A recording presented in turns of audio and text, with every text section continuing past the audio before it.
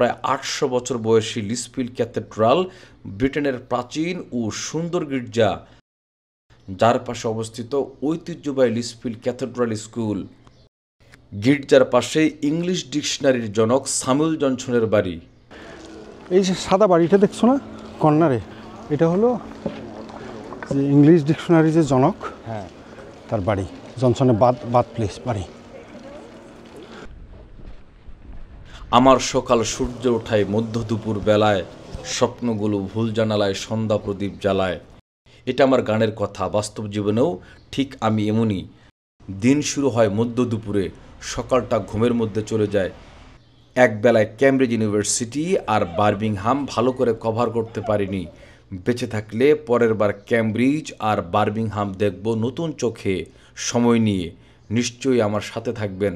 জীবন দেখতে চাই ঘুরিয়ে ফিরিয়ে, জীবন দেখাতে চাই